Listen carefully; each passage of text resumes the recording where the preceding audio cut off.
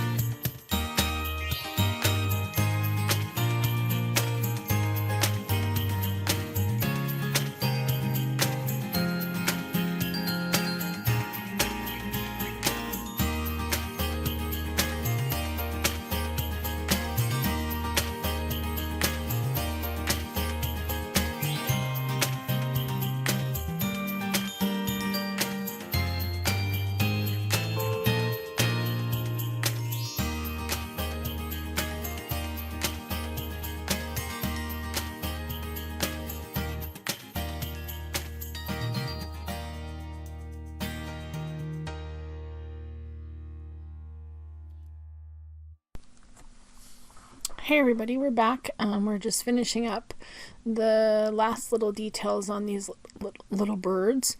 And I chose to color these in sort of non-traditional red and green colors.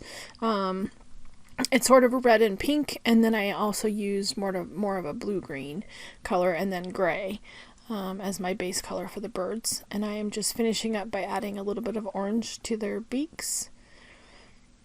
And then I'm going to die cut these out with the coordinating dies.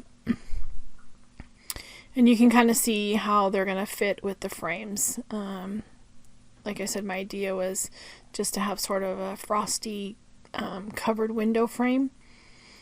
And then I'm going to glue those red frames to the snowflake background. And the red frames didn't fit exactly. And I'm just going to trim off the excess that's overhanging of the little snowflake. And it worked out really well. And I used a lot of glue on the frames to make sure that they're going to stay in place. And just adding some glue to that. And I'm going to put it on my little snowflake background here, and then I ended up setting some stamping blocks on top of it until they were dry. I'm going to have a little bit of overhang on this one that I can just trim off with my scissors.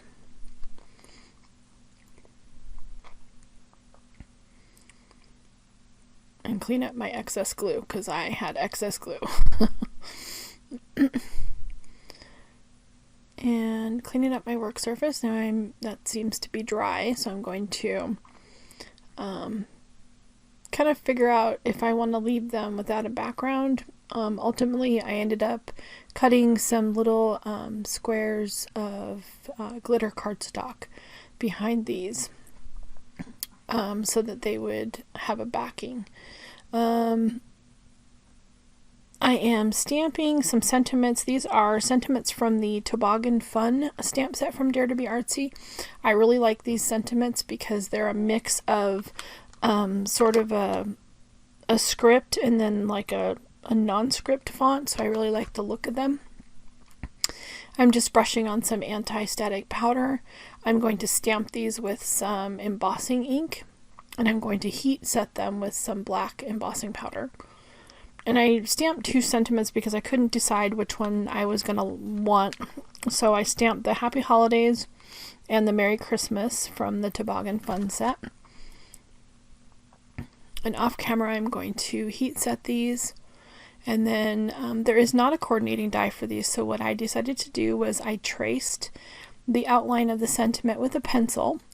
I'm not getting super close. It does look like I'm fairly close, but I'm kind of far away. But leaving a little bit of a white edge around the outside. And I'm not being super careful. It doesn't have to be perfect. And what I'm going to do is I'm going to use my brother's scan and cut. And I'm going to scan these and cut them out as if there was a die to cut out the sentiment. And that worked perfectly for this. And using the pencil just allows you to erase the pencil lines later. I didn't cut, when I cut them out, I didn't cut them right up to the pencil line, so I left a bigger gap around them, which turned out okay. You certainly don't have to do that. You could cut it right up to the pencil line, but I wasn't sure how well it would work, so I wanted to give myself a little bit of leeway just in case it didn't work very well. But as the case may be, it turned out fine.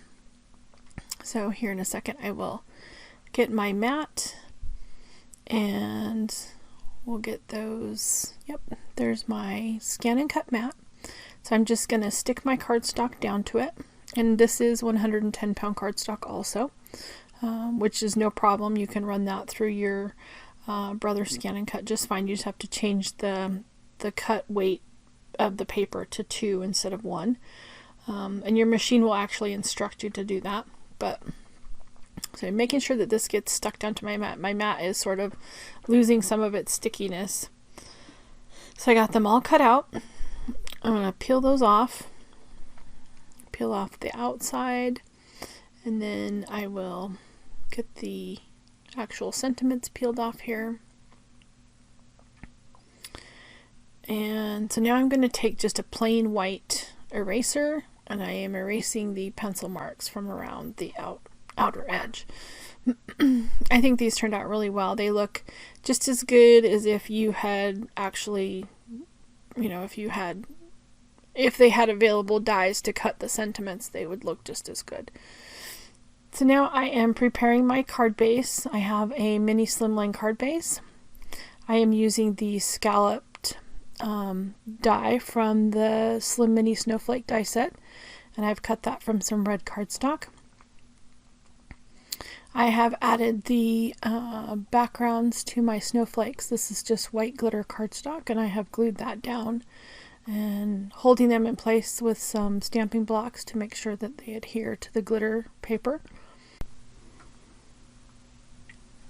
And once I get my glue in place, then I will put just leave the stamping blocks on those for a while. And I am preparing my card base. I have added the scalloped background with the red cardstock, and I'm just trying to line up my little window frames. This is always the hardest part for me, getting things lined up straight.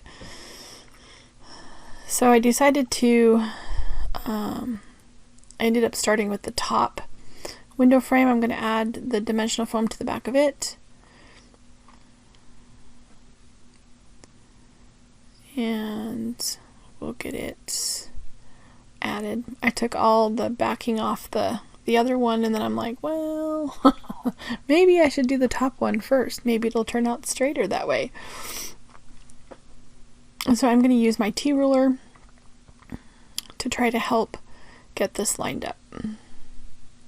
And you'll see me struggle because I sort of put it on there, and I never push it all the way down until I'm sure it's exactly where I want it to be placed. And I'm having problems with it sticking to my fingers, of course. So once it's in place, then I'm going to try to place this. See, I got it on there crooked. I'm going to lift it up again. And this time we're going to try our scoring board.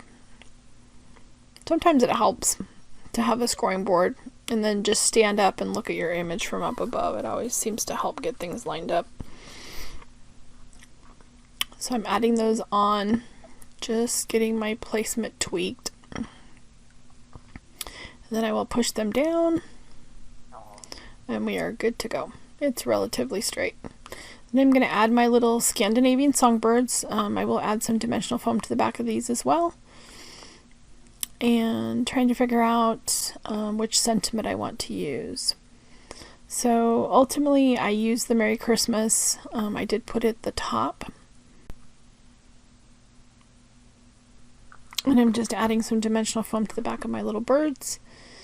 And I will get everything adhered down into the little window frames,